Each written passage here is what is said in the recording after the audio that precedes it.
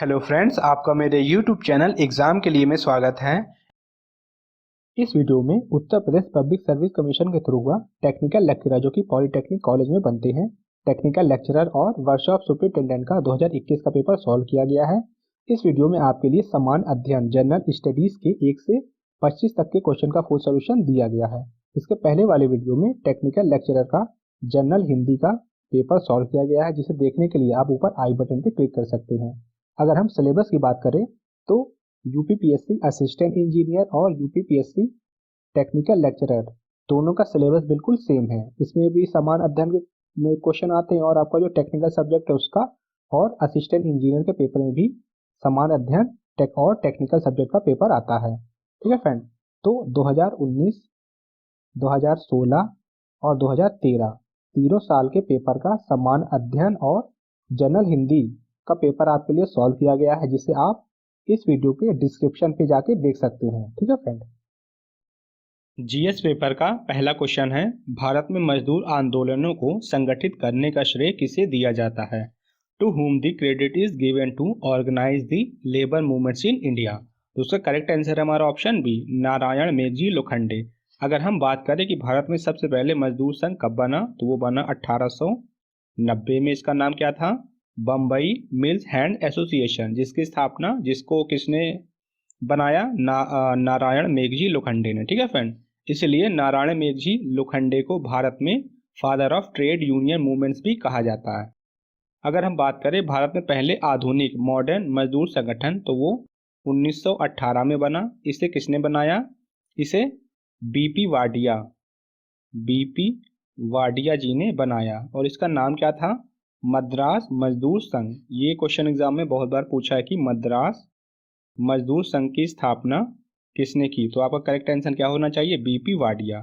फिर उसके बाद 1920 में अखिल भारतीय ट्रेड यूनियन कांग्रेस की स्थापना हुई। ये किसने किया? ये बाल गंगाधर तिलक जी ने और लाला लाजपत राय ने किया। ठीक है फ्रेंड, ये भी क्वेश्चन एग्जाम में पूछता है कि अखिल भारतीय ट्रेड यूनियन कांग्रेस कब बनाया गया, तो कब बनाया गया? 1920 में। किसने बनाया? बाल गंगाधर तिलक और लाला लाजपत राय ने। नेक्स्ट क्वेश्चन है, अक्टूबर 2021 में घोषित नोबेल शांति पुरस्कार के संबंध में निम्नलिखित में से कौन सा ऑब्लिक से कथन सही है या है? With reference to Nobel peace prize announced in October 2021 which of the following statements is oblique are correct? तो पहला स्टेटमेंट क्या है? मारिया रेसा तथा डिमिट्री मुराटेव ने संयुक्त रूप से यह पुरस्कार जीता है, ये हमारा सही है। फिर दूसरा क्या है? इस वर्ष के पुरस्कार के दोनों विजेता पत्रकार है, ये भी हमारा सही है। ठीक है फ्रेंड, तो इस क्वेश्चन का सही आंसर हमारा हो जाएगा ऑप्शन सी। फ्रेंड्स, ये 2021 के नोबेल प्राइज की लिस्ट है, इसे आप अच्छे से देख लीजिए। नेक्स्ट क्वेश्चन है, सूची 1 को सूची 2 के साथ सुमेलित कीजिए तथा सूचियों के नीचे दिए गए कोड से सही उत्तर का चयन कीजिए। Match list 1 with list 2 and select the correct answer using the codes given below the list. List 1 में आपको वेद दिया गया और लिस्ट 2 में ब्राह्मण, मतलब किस वेद में कौन से ब्राह्मण थे। तो अगर हम ऋग्वेद की बात करें तो ऋग्वेद में कौशिकी ब्राह्मण थे, तो ए का 2। फिर ऑप्शन बी यजुर्वेद, यजुर्वेद में कौन से प्रकार के ब्राह्मण थे? शतपथ ब्राह्मण, तो बी का 3 से मैच हो गया। फिर ऑप्शन सी सामवेद, सामवेद में पंचविश प्रकार के ब्राह्मण थे, तो सी का 4। फिर लास्ट में क्या बचा हमारा? अथर्ववेद, अथर्ववेद में किस प्रकार के ब्राह्मण थे? गोपद ब्राह्मण, डी का 1। तो सही आंसर हमारा क्या हो जाएगा? ऑप्शन ए का 2, बी का 3, सी का 4 और डी का 1। नेक्स्ट क्वेश्चन है, भारत की संविधान सभा का परामर्शदाता कौन था? Who was the adviser of constituent assembly of India? तो उसका सही आंसर हमारा option C, Shri B N Rao. Shri B N Rao ji के पहले बी एल मित्तल जी को एडवाइजर बनाया गया था, लेकिन इनकी हेल्थ खराब हो गई थी, तो बाद में बी एन राव जी को इनसे रिप्लेस किया गया। संविधान सभा की पहली बैठक कब हुई थी? 9 दिसंबर 1946 में, 1946 में। ये भी क्वेश्चन एग्जाम में बहुत बार पूछा है कि संविधान सभा की पहली बैठक कब हुई थी, फर्स्ट मीटिंग कब हुई? 9 दिसंबर 1946 में। ठीक है फ्रेंड, इसमें डॉक्टर सच्चिदानंद सिन्हा को अस्थायी अध्यक्ष मीन्स इंटर्म प्रेसिडेंट बनाया गया था। फिर बाद में डॉक्टर राजेंद्र प्रसाद जी को प्रेसिडेंट बनाया गया, स्थायी अध्यक्ष बनाया गया। अगर हम ड्राफ्टिंग कमेटी की बात करें तो ड्राफ्टिंग कमेटी का हेड कौन था? डॉक्टर भीमराव अंबेडकर जी। फिर यूनियन पावर कमेटी का हेड कौन था? पंडित जवाहरलाल नेहरू। अगर हम स्टीयरिंग कमेटी की बात करें, स्टीयरिंग कमेटी का हेड कौन था? के.एम. मुंशी जी। और अगर फंडामेंटल राइट्स और स्टेट नेगोशिएशन कमेटी की बात करें तो उसका हेड कौन था? सरदार वल्लभ भाई पटेल जी। ठीक है फ्रेंड, तो ये सभी हेड आप अच्छे से याद रखिएगा। नेक्स्ट क्वेश्चन है, अक्टूबर 2021 में हुए चुनाव में निम्नलिखित में से कौन सा देश 2022-24 की अवधि के लिए संयुक्त राष्ट्र मानवाधिकार परिषद के लिए चुना गया है? Which of the following country was elected to the United Nations Human Rights Council for 2022-24 period in its election held in October 2021? तो उसका सही आंसर हमारा ऑप्शन सी कनाडा चुना गया है, बाकी तीनों सेलेक्ट नहीं हुए हैं। ठीक है फ्रेंड, अगर हम United Nations Human Rights council की बात करें तो इसकी स्थापना ये स्टैब्लिश कब हुआ? 2006 में, 2006 में। और प्रेजेंट में इसकी प्रेसिडेंट कौन है? नजहत शमीम खान। ठीक है फ्रेंड, कनाडा के साथ साथ अपना भारत भी इसका सदस्य बना है 2022-24 के लिए। भारत 2014 में इसका सदस्य बना। ठीक है फ्रेंड, भारत के साथ साथ और भी कई महत्वपूर्ण देश हैं, जैसे कि कजाकिस्तान हो गया, मलेशिया हो गया, इरिट्रिया हो गया, गाम्बिया हो गया, कतर, यूएसए, सोमालिया, ये सब भी 2022-24 के लिए सेलेक्ट किए गए हैं। तो ये सभी देश आप अच्छे से याद कर लीजिए। नेक्स्ट क्वेश्चन है, नागरिकता संशोधन विधेयक 2019 को संसद ने किस तिथि को पारित किया? This citizenship amendment bill 2019 was passed by the parliament on which date? तो उसका करेक्ट आंसर है ऑप्शन सी, 9 दिसंबर 2019 को। अब ये कैब है क्या?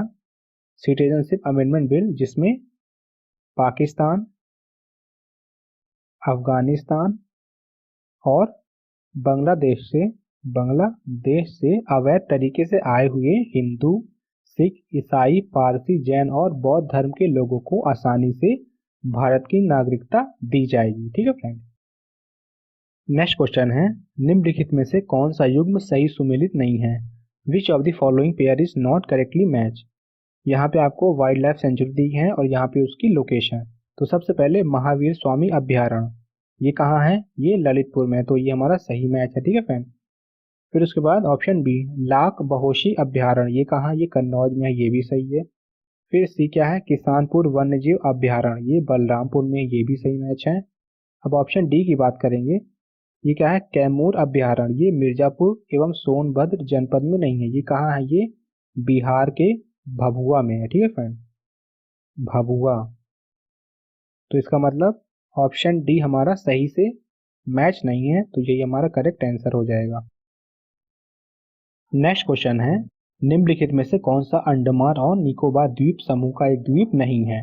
विच one of the following is not a Andaman and Nicobar groups of island? तो उसका करेक्ट आंसर हमारा ऑप्शन डी अमीन दीवी द्वीप, ये लक्षद्वीप का पार्ट है। ठीक है फ्रेंड, लक्षद्वीप का पार्ट है, ना कि अंडमान और निकोबार द्वीप समूह का। तो सही उत्तर हमारा हो गया ऑप्शन डी। फिर उसके बाद नेक्स्ट क्वेश्चन है, विशेषाधिकार समिति में कितने सदस्य होते हैं? How many members are there in the committee of privileges? ठीक है फ्रेंड, तो उसका करेक्ट आंसर है ऑप्शन बी 15 मेंबर होते हैं। 15 मेंबर से जो 10 मेंबर होंगे वो कहाँ से होंगे? राज्यसभा से। बाकी 5 मेंबर कहाँ से होते हैं? वो लोकसभा से होते हैं। हम और भी कमेटी के बारे में देख लेते हैं, क्योंकि अक्सर एग्जाम में पूछता है। पहली कमेटी है कमेटी ऑफ एस्टिमेट्स, जिसमें 30 मेंबर होते हैं, सभी कहाँ से होते हैं? लोकसभा से। फिर नेक्स्ट कमेटी क्या है? कमेटी ऑफ पब्लिक अकाउंट्स, इसमें कितने मेंबर होते हैं? इसमें 22 मेंबर होते हैं। 22 में से 15 मेंबर कहाँ से होते हैं? लोकसभा से। और 7 मेंबर कहाँ से होते हैं? राज्यसभा से। फिर दूसरी कमेटी कौन सी है? Business advisory committee, business advisory committee, इसमें कितने मेंबर होते हैं? इसमें 15 मेंबर तो कहाँ से होंगे? लोकसभा से। और 11 मेंबर कहाँ से होंगे? राज्यसभा से। तो ये सारी कमेटीज आप अच्छे से याद रखिएगा। नेक्स्ट क्वेश्चन है, अक्टूबर 2021 में कुशीनगर में अंतर्राष्ट्रीय हवाई अड्डे के उद्घाटन के संदर्भ में निम्नलिखित में से कौन सा ऑब्लिक से कथन सही है या है? With reference to the inauguration of the international airport at Kushinagar in October 2021, which of the following statements is oblique are correct? तो पहला स्टेटमेंट क्या है? लैंड करने वाली पहली उद्घाटन फ्लाइट श्रीलंकाई एयरलाइंस की थी। ये हमारा बिल्कुल सही है। फिर दूसरा क्या है, कुशीनगर उत्तर प्रदेश का चौथा अंतर्राष्ट्रीय हवाई अड्डा बना। ये गलत है। कुशीनगर उत्तर प्रदेश का तीसरा अंतर्राष्ट्रीय हवाई अड्डा बना। पहला इंटरनेशनल हवाई अड्डा क्या है, लखनऊ। दूसरा क्या है, वाराणसी बनारस, ठीक है फ्रेंड। और तीसरा क्या है, कुशीनगर। तो मतलब पहला सही है, दूसरा गलत है, तो ऑप्शन ए सही उत्तर हो जाएगा, केवल एक। नेक्स्ट क्वेश्चन है, निम्नलिखित घटनाओं पर विचार कीजिए तथा उनको कालक्रमानुसार व्यवस्थित कीजिए। Consider the following events and arrange them in chronological order. पहला इवेंट क्या है, 2.5 दिन का झोपड़ी का निर्माण। ये एक मस्जिद है जिसे संस्कृत स्कूल को तोड़ के बनाया गया था। किसने बनवाया था, कुतुबुद्दीन ऐबक ने। और इसका आदेश किसने दिया था, मोहम्मद गोरी ने। तो 1194 ईस्वी में कुतुबुद्दीन ऐबक ने संस्कृत विद्यालय को तोड़ के मस्जिद बनवाया था। उसका क्या नाम था, 2.5 दिन का झोपड़ा। इसका नाम 2.5 दिन का झोपड़ा क्यों पड़ा, क्योंकि इसे 2.5 दिन में ही बना लिया गया था, ठीक है फ्रेंड, तोड़ के। फिर दूसरा इवेंट क्या है, कुवत उल इस्लाम मस्जिद का निर्माण। ये पहले एक जैन मंदिर था, तो जैन मंदिर को तोड़ के कुवत उल इस्लाम मस्जिद का निर्माण 1192 ईस्वी में ही किसने करवाया, कुतुबुद्दीन ऐबक ने। फिर तीसरा क्या है, सीरी फोर्ट का निर्माण। इसे अलाउद्दीन खिलजी ने 1303 ईस्वी में बनवाया था। ये कहाँ, ये दिल्ली में है। फिर नेक्स्ट क्या है, सुल्तानगढ़ी का निर्माण। ये एक मकबरा है। किसका मकबरा है, इल्तुतमिश के बेटे का। इल्तुतमिश ने अपने बेटे का मकबरा 1231 ईस्वी में सुल्तानगढ़ी में बनवाया, ठीक है फ्रेंड। तो सबसे पहले कौन सा इवेंट आ रहा है, कुव्वतुल इस्लाम मस्जिद का, मीन सेकेंड। फिर उसके बाद 2.5 दिन का झोपड़ा, फर्स्ट। फिर उसके बाद हमारा सुल्तानगढ़ी, फोर्थ। और सबसे लास्ट में सीरी फोर्ट का, थर्ड। तो करेक्ट ऑर्डर हमारा ये हो जाएगा, सेकेंड, फर्स्ट, फोर्थ, थर्ड। तो सही आंसर आपका ऑप्शन बी होगा। देखिए, सेकेंड, फर्स्ट, फोर्थ और थर्ड। नेक्स्ट क्वेश्चन है, कर्क रेखा निम्नलिखित में से किन राज्यों से होकर गुजरती है। The topic of cancer passes through which of the following states. West से अगर हम देखें तो वेस्ट में सबसे पहले गुजरात है। फिर उसके बाद कहाँ से पास होती है, राजस्थान। फिर मध्य प्रदेश। फिर छत्तीसगढ़। फिर झारखंड। फिर उसके बाद क्या है, वेस्ट बंगाल, त्रिपुरा और मिजोरम। ये इसमें देखिए, त्रिपुरा सही है, मिजोरम सही है, वेस्ट बंगाल सही है, लेकिन मणिपुर यहाँ पे गलत है। मणिपुर से पास नहीं करती, मणिपुर थोड़ा ऊपर हो जाता है, ठीक है फ्रेंड। तो आपका क्या सही है, फर्स्ट, सेकंड और फोर्थ। तो ऑप्शन सी करेक्ट आंसर हो जाएगा, फर्स्ट, सेकंड और फोर्थ। नेक्स्ट क्वेश्चन है, राष्ट्रीय विकास परिषद का गठन किस वर्ष हुआ था। In which year was the national development council form. तो नेशनल डेवलपमेंट काउंसिल को 6 अगस्त 1952 में बनाया गया था। इसका चेयरमैन कौन होता है, प्राइम मिनिस्टर ऑफ इंडिया। तो करेक्ट आंसर हमारा क्या हो जाएगा, ऑप्शन बी, 1952। फिर नेक्स्ट क्वेश्चन क्या है, निम्नलिखित में से किस शहर को भारत के 100वें स्मार्ट सिटी शहर के रूप में चुना गया। Which one of the following city was selected as 100th smart city in India.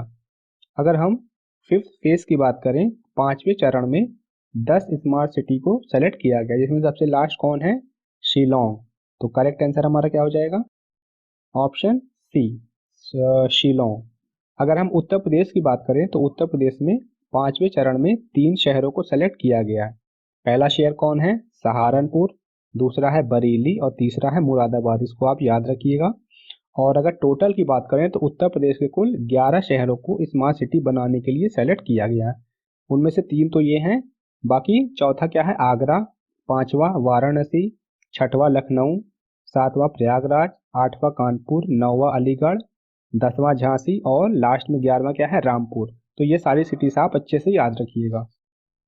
Next question है, निम्नलिखित में से कौन सा अनुच्छेद राष्ट्रपति को क्षमा दान की शक्ति देता है। Which of the following articles empowers the president to grant pardon. तो उसका करेक्ट आंसर हमारा ऑप्शन ए, अनुच्छेद 72, आर्टिकल 72। अगर हम ऑप्शन बी, अनुच्छेद 74, आर्टिकल 74 की बात करें तो उसमें क्या बताया गया, इसमें राष्ट्रपति को सलाह और सहायता देने के लिए मंत्री परिषद का गठन किया जाना, ये आर्टिकल 74 में बताया गया है। फिर आर्टिकल 78, इसमें क्या है, इसमें राष्ट्रपति को जानकारी देना प्राइम मिनिस्टर प्रधानमंत्री का कर्तव्य होता है। देश में कुछ भी घटना घटती है या कोई इवेंट होता है उसकी जानकारी प्राइम मिनिस्टर सीधा किसको देता है? प्रेसिडेंट को। ठीक है फ्रेंड। फिर नेक्स्ट है अनुच्छेद 80 आर्टिकल 80। इसमें क्या बताया? इसमें राज्यसभा के स्ट्रक्चर के बारे में बताया गया है। राज्यसभा के स्ट्रक्चर। इन चारों के अलावा एक और इम्पोर्टेंट आर्टिकल है आर्टिकल 61। इसमें राष्ट्रपति के ऊपर महाभियोग कैसे लगाना है ये बताया गया। ये एग्जाम में बहुत बार पूछा है कि आर्टिकल 61 में क्या है? क्या है? Impeachment of president. ठीक है फ्रेंड, इसको भी आप याद रखिएगा। नेक्स्ट क्वेश्चन है, निम्नलिखित में से अक्टूबर 2021 में विश्व कुश्ती चैंपियनशिप में रजत पदक जीतने वाली पहली भारतीय महिला पहलवान बनी? Who among the following became the first Indian women wrestler to win silver medal in world wrestling championship in October 2020? उसका करेक्ट आंसर हमारा ऑप्शन सी अंशु मलिक। ठीक है फ्रेंड। ये वर्ल्ड रेसलिंग चैंपियनशिप हुई कहाँ थी? ये नॉर्वे की कैपिटल ओस्लो में, नॉर्वे की कैपिटल ओस्लो में हुई थी। इसको भी आप याद रखिएगा। अगर इस क्वेश्चन में रजत पदक मीन्स सिल्वर मेडल की जगह आपसे कांस्य पदक मीन्स ब्रॉन्ज मेडल पूछता तो आपका करेक्ट आंसर क्या होता? सरिता मोरे। सरिता मोरे ने ब्रॉन्ज मेडल जीता। वर्ल्ड रेसलिंग चैंपियनशिप में भारत को कुल 2 मेडल मिले, जिनमें एक क्या है? सिल्वर मेडल जो कि अंशु मलिक ने जीता, और दूसरा क्या है? ब्रॉन्ज मेडल जो कि सरिता मोरे ने जीता। तो ये सभी फैक्ट्स आप अच्छे से याद रखिएगा। नेक्स्ट क्वेश्चन है, भारतीय संविधान के किस भाग में संघ राज्य संबंध है? Which part of Indian constitution contains the union state relation? तो इसका करेक्ट आंसर हमारा ऑप्शन डी भाग 11 मीन्स पार्ट 11। अब अगर हम भाग 5 की बात करें, पार्ट 5 की, तो इसमें क्या बताया गया है? इसमें यूनियन गवर्नमेंट केंद्र सरकार के बारे में बताया गया है। फिर उसके बाद भाग 7वें कॉन्स्टिट्यूशनल अमेंडमेंट एक्ट के बाद भाग 7 को पार्ट 7 को हटा दिया गया। फिर भाग 8 में क्या बताया गया? इसमें यूनियन टेरिटरीज के बारे में बताया गया है। इसके अलावा भाग 1 में संघ और उसके क्षेत्र, भाग 2 में सिटीजनशिप, भाग 3 में फंडामेंटल राइट्स, भाग 4 में क्या बताया गया है? DPSP directive principle of state policies. भाग 5 आपको बता ही दिया गया है। इसमें क्या है? इसमें यूनियन गवर्नमेंट। भाग 6 में क्या बताया गया? State government. 6 पार्ट में क्या बताया गया? State government. 7 हटा दिया गया। 8 में यूनियन टेरिटरीज, 9 में पंचायत के बारे में बताया गया, और 9th A में म्यूनसिपालिटीज के बारे में। ये दोनों पार्ट वेरी इंपॉर्टेंट है। पार्ट 9 में पंचायत और पार्ट 9A में म्यूनसिपालिटीज के बारे में बताया गया है। और पार्ट 10 में क्या बताया गया? Scheduled and tribal area. ठीक है फ्रेंड। इसके अलावा अगर हम पार्ट 20 की बात करें, ये भी इंपॉर्टेंट है। भाग 20 में क्या बताया गया है? कॉन्स्टिट्यूशनल अमेंडमेंट संविधान संशोधन, जो कि आर्टिकल 368। ये भी एग्जाम में बहुत बार पूछता है कि आर्टिकल 368 में क्या है? इसमें क्या है? संविधान संशोधन मीन्स कॉन्स्टिट्यूशनल अमेंडमेंट। फिर क्योंकि यूपी में चुनाव आ रहा है तो चुनाव किस में आता है? भाग 15 में। ठीक है फ्रेंड। और इसमें कितने आर्टिकल है? आर्टिकल 324 से लेके आर्टिकल 329A तक ये इलेक्शन के बारे में बताया गया है। ठीक है फ्रेंड। तो ये सभी आर्टिकल वेरी इंपॉर्टेंट है और ये पार्ट भी आप अच्छे से याद रखिएगा। नेक्स्ट क्वेश्चन है, चंद्रप्रभा वन्य जीव अभ्यारण्य उत्तर प्रदेश का एक प्रमुख वन्य जीव अभ्यारण्य है। निम्नलिखित में से कहां पर अवस्थित है? The Chandraprabha wild life sanctuary, a major wild life sanctuary of Uttar Pradesh, is situated in which of the following? तो इसका करेक्ट आंसर हमारा ऑप्शन बी जनपद चंदौली में, चंदौली डिस्ट्रिक्ट में। ठीक है फ्रेंड। जनपद पीलीभीत। अगर हम गोमती नदी की बात करें, गोमती नदी कहाँ से निकलती है? पीलीभीत से। ये भी क्वेश्चन एग्जाम में बहुत बार पूछा है कि गोमती नदी का उद्गम स्थल मीन्स गोमती नदी कहाँ से निकलती है? तो आपका आंसर क्या होगा? पीलीभीत से। नेक्स्ट क्वेश्चन है, निम्नलिखित में से कौन सा एक क्रांतिकारी काकोरी ट्रेन कांड से संबंधित नहीं था? विच of the following revolutionaries was not associated with the Kakori train incident? अभी कुछ वक्त पहले ही उत्तर प्रदेश गवर्नमेंट ने, यूपी गवर्नमेंट ने काकोरी ट्रेन इंसिडेंट का नाम चेंज करके क्या कर दिया? Kakori train action. ये आप याद रखिएगा, आने वाले एग्जाम में पूछ सकता है। अब हम काकोरी ट्रेन एक्शन की बात करेंगे तो ये कब हुआ था? ये हुआ था 9 अगस्त 1925 में। ये भी डेट आपसे पूछता है कौन से ईयर में हुआ था, कब हुआ था? 9 अगस्त 1925 में। कहाँ हुआ था? काकोरी। काकोरी कहाँ है? वो लखनऊ का एक गांव है। ठीक है फ्रेंड। इस एक्शन प्लान में हिंदुस्तान रिपब्लिकन एसोसिएशन के लोग थे, जिनमें से मुख्य रूप से चंद्रशेखर आजाद जी, बिस्मिल खां, मन्नाथ गुप्ता, मुकुंदी लाल गुप्ता, राजेंद्र लाहड़ी, अशफाक उल्ला खान, रोशन सिंह, ये सब मुख्य रूप से थे। तो हमारा करेक्ट आंसर क्या होगा कि कौन इन्वॉल्व नहीं था? तो option C, Khudiram Bose. Khudiram Bose ji involve नहीं थे। खुदीराम बोस की अगर हम बात करें तो ये मुजफ्फरनगर कॉन्स्पिरेसी में इन्वॉल्व थे। फिर बाद में इन्होंने एक ब्रिटिश जज को मारने के लिए गोली चलाई थी, इसलिए इन्हें 18 वर्ष की उम्र में ही फांसी पे चढ़ा दिया गया था। ठीक है फ्रेंड। नेक्स्ट क्वेश्चन है, विश्व स्वास्थ्य संगठन ने कोविड 19 को कब महामारी घोषित किया? When did World Health Organization declare COVID 19 a pandemic? तो उसका करेक्ट आंसर है हमारा ऑप्शन ए, 11 मार्च 2020 को। 11 मार्च 2020 को WHO ने कोविड 19 को पेंडेमिक डिक्लेयर किया। ठीक है फ्रेंड। उसके बाद नेक्स्ट क्वेश्चन है, किस चोल शासक के शासन काल में प्रथम व्यापारिक प्रतिनिधि मंडल चीन भेजा गया था? In the reign of which Chola king first trade delegation was sent to China? तो उसका करेक्ट आंसर है हमारा ऑप्शन ए, राजेंद्र प्रथम। अगर हम चोल वंश की बात करें तो चोल वंश में सबसे शक्तिशाली राजा कौन था? राजेंद्र प्रथम। ठीक है फ्रेंड। इसका शासनकाल कहाँ से था? श्रीलंका से मलेशिया इंडोनेशिया तक फैला था। इसने ही अपने काल में लगभग 1000 साल पहले एक ट्रेड डेलीगेशन को चाइना भेजा। तभी चीन में एक शिव टेम्पल बनाया गया था और छाते का इस्तेमाल, अम्ब्रेला का इस्तेमाल भारत में तभी से स्टार्ट हुआ। ठीक है फ्रेंड। और इसका रूट क्या था? इसका रूट तमिलनाडु से चाइना तक था। इसी को हम एशियंट रूट भी कहते हैं, जो कि तमिलनाडु से चाइना तक था। नेक्स्ट क्वेश्चन है, सूची 1 को सूची 2 से सुमेलित कीजिए तथा नीचे दिए गए कोड से सही उत्तर का चयन कीजिए। Match list 1 with list 2 and select the correct answer from the codes given below. List 1 में आपको मिनरल दिया गया और लिस्ट 2 में वो माइंस। तो सबसे पहले ऑप्शन है तांबा, कॉपर। इसकी माइन कहाँ इसकी है? नेल्लौर में। तो ए का 4 हमारा हो गया। नेल्लौर कहाँ है? आंध्र प्रदेश में। फिर उसके बाद ऑप्शन बी, लॉ आयस आयरन ओर, ये कहाँ मिलता है? ये मिलता है बेलाडिया। बेलाडिया कहाँ है? ये महाराष्ट्र में है। तो बी का 1 महाराष्ट्र में। फिर उसके बाद सी, मैग्नीज। मैग्नीज की माइंस कहाँ है? इसकी माइंस बालाघाट। तो सी का 2। बालाघाट कहाँ है? मध्य प्रदेश में, MP।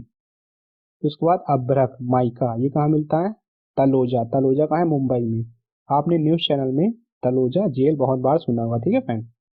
तो तलोजा में ही सबसे ज्यादा क्या निकलता है? अभ्रक। तो डी का हमारा 3 हो गया। तो करेक्ट आंसर क्या होगा? Option C. ए का 4, बी का 1, सी का 2 और डी का 3। नेक्स्ट क्वेश्चन है, एक भारत श्रेष्ठ भारत की घोषणा कब की गई? व्हेन वॉज एक भारत श्रेष्ठ भारत अनाउंस? तो उसका करेक्ट आंसर हमारा ऑप्शन बी, 2015 में। 31 अक्टूबर 2015 को एक भारत श्रेष्ठ भारत की घोषणा की गई। इस दिन क्या था? इस दिन सरदार वल्लभ भाई पटेल जी की जयंती थी और 140वीं जयंती के अवसर पे प्रधानमंत्री जी ने एक भारत श्रेष्ठ भारत की घोषणा की। ठीक है फ्रेंड। नेक्स्ट क्वेश्चन है, निम्नलिखित घटनाओं पर विचार कीजिए तथा इन्हें कालक्रमानुसार व्यवस्थित कीजिए। Consider the following events and arrange this in chronological order. पहला इवेंट क्या है? Simon commission. ये कब आया? ये आया नवंबर 1927 में, 1927 में। फिर उसके बाद cabinet mission. Cabinet mission plan कब आया? ये आया मार्च 1942, 1942 में। फिर उसके बाद first meeting of Indian constitution assembly, संविधान निर्मात्री सभा की पहली बैठक कब हुई थी? पहले ही बताया गया आपको, कब? 9 दिसंबर 1946 में। ठीक है फ्रेंड। फिर उसके बाद क्विट इंडिया मूवमेंट, भारत छोड़ो आंदोलन, ये कब हुआ? ये हुआ 8 अगस्त 1942 में। तो सबसे पहले कौन सा इवेंट हो रहा है? Simon commission means 1। फिर उसके बाद क्विट इंडिया मूवमेंट, भारत छोड़ो आंदोलन 4। फिर उसके बाद कौन सा इवेंट? Cabinet mission plan 2। और सबसे लास्ट में कौन सा इवेंट है? First meeting of Indian constitution assembly 3। तो ऑर्डर हमारा क्या हो जाएगा 1 4 2 3, क्योंकि आपको ऑप्शन ए में दिया है तो ऑप्शन ए करेक्ट आंसर हो जाएगा। ठीक है फ्रेंड। फ्रेंड्स ये और भी इवेंट्स हैं जो कि अक्सर एग्जाम में पूछता है, तो ये सभी आप देख लीजिए। फर्स्ट है स्वदेशी मूवमेंट, ये कब स्टार्ट हुआ? ये हुआ 1905 में। दूसरा है होम रूल मूवमेंट, ये कब हुआ? ये हुआ 1916 में। उसके बाद है लखनऊ पैक्ट, ये कब हुआ? ये भी 1916 में हुआ। ये सब एग्जाम में अक्सर पूछता है, इसलिए आपको बताया जा रहा है। तो उसके बाद चौथा क्या है? सिविल डिसओबीडेंस, ये कब हुआ? ये 1920 में। फिर उसके बाद पांचवा क्या है? खिलाफत मूवमेंट, ये भी एग्जाम में बहुत बार पूछता है, इसका ईयर पूछता है कौन से साल में हुआ? ये 1920 में। फिर उसके बाद चौरी चौरा कांड, ये मोस्ट इंपॉर्टेंट है, ये कब हुआ था? ये 1922 में। फिर उसके बाद नॉन कॉरपोरेशन मूवमेंट, ये भी 1922 में हुआ। ठीक है फ्रेंड। फिर सातवां क्या है? स्वराज पार्टी, ये कब बनाई गई? ये भी 1922 में। तो 1922 में क्या क्या हुआ? चौरी चौरा कांड, नॉन कॉपरेशन मूवमेंट और स्वराज पार्टी, ये तीनों इवेंट कब हुए? 1922 में। तो उसके बाद दांडी मार्च, ये भी क्वेश्चन एग्जाम में बहुत ज़्यादा पूछा है। दांडी मार्च कब स्टार्ट हुई? ये हुई 1930 में। फिर उसके बाद भारत छोड़ो आंदोलन, ये आपको बता ही दिया कब हुआ? 1942 में। फिर उसके बाद डायरेक्ट एक्शन कैंपेन, ये कब हुआ? 1946 में। ठीक है फ्रेंड। तो ये सभी इवेंट्स और इनके ईयर आप अच्छे से याद रखिएगा। नेक्स्ट क्वेश्चन है, साहित्य के संरक्षक जहांगीर ने किसे पंडित राज की उपाधि से सम्मानित किया था? Patron of literature Jahangir awarded the title of Pandit Raj to whom? तो इसका करेक्ट आंसर हमारा ऑप्शन सी, जगन्नाथ। ठीक है फ्रेंड। फ्रेंड ये थे 1 से 25 तक के क्वेश्चन का फुल सॉल्यूशन। अगर आपको ये वीडियो अच्छा लगा हो तो आप इस वीडियो को ज़्यादा से ज़्यादा अपने फ्रेंड सर्किल तक शेयर कर दें और मेरे यूट्यूब चैनल को जरूर से सब्सक्राइब कर दें।